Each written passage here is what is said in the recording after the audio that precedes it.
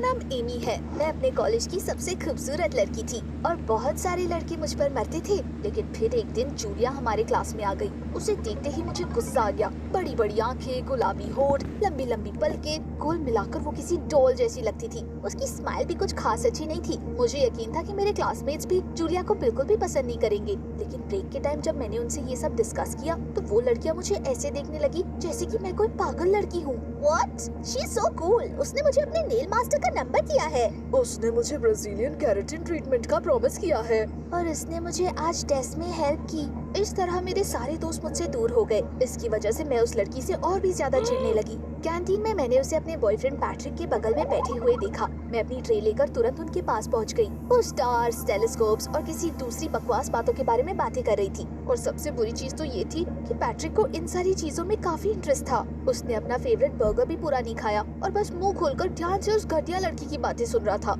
उस दिन मैं काफी खराब मूड में घर वापस आई, लेकिन मॉम पता नहीं क्यों बहुत खुश लग रही थी। एमी, लुक, तुम्हें ये ड्रेस कैसी लगी? मैं चाहती हूँ कि तुम इसे ब्यूटी कॉन्टेस्ट में पहनो। Oh right, the contest. Julia की वजह से मैं तो ये भूल ही गई थी कि अगले दिन मैं मिस कॉलेज बन सकती हूँ। मैं कितने दिनों से उस इवेंट की तैयारी कर रही थी। वो ड्रेस सचमुच बहुत खूबसूरत थी। I spent the evening admiring it and imagining myself putting on the crown. अगले दिन मैं उसी ड्रेस में स्टेज पर खड़े होकर स्माइल कर रही थी। मेरे मुकाबले तो कोई भी नहीं था, पर तभी अचानक आखिरी कंटेस्टेंट का नाम अनाउंस हुआ।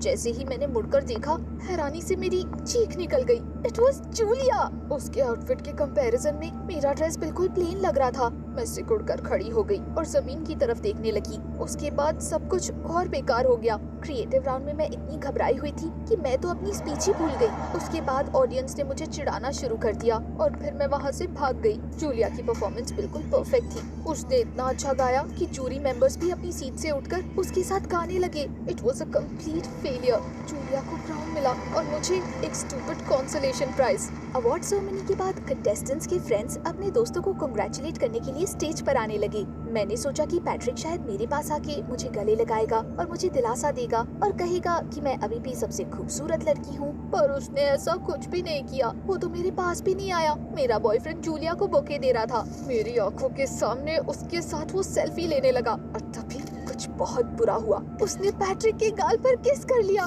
और बैक स्टेज चली गई। मैं गुस्से से आग बबूला होकर उसके पीछे गई। मैं उसे दिखाने वाली थी कि मेरा बॉयफ्रेंड चुराने की कोशिश करने वालों का क्या हश्र होता है। जिस ड्रेसिंग रूम में जूलिया गई थी वो थोड़ा खुला हुआ था। मैंने धीरे से रूम के अंदर झांककर देखा तो मुझे कुछ ऐसा दिखा जो आप सोच भी नहीं सकते। My opponent pinched her own skin, pulled and took off her skin and then her hair. मैंने अपनी आंखें कसकर बंद कर ली और हैरानी से अपना सर हिलाया। शायद मैं कोई सपना देख रही थी, लेकिन मेरा क्राउन चुराने वाली खूबसूरत लड़की के बजाय मुझे वहाँ पर पिंपली गालों वाली, छोटी छोटी आंखों वाली और आलू जैसी नाक वाली लड़की दिखाई दी। उसके बगल में ड्रेसिंग टेबल पर एक सिलिकॉन मास्क, विग और फॉल्स आईलैशेस पड़े हुए थे। So that was what our beauty was really like. जब ये बात सबको पता चलेगी तो सारे के सारे लोग शॉक रह जाएंगे। मैंने ये सब रिकॉर्ड करने का सोचा और तुरंत अपना कैमरा बाहर निकाला, लेकिन ऐन वक्त पर मेरी फोन की बैटरी खत्म हो गई। But I wasn't too upset after all, क्योंकि अब मैं जूलिया का राज जानती थी और मैं चाहूँ तो सबके सामने उसे एक्सपोज भी कर सकती थी। मैंने अगले दिन यही करने का सोचा।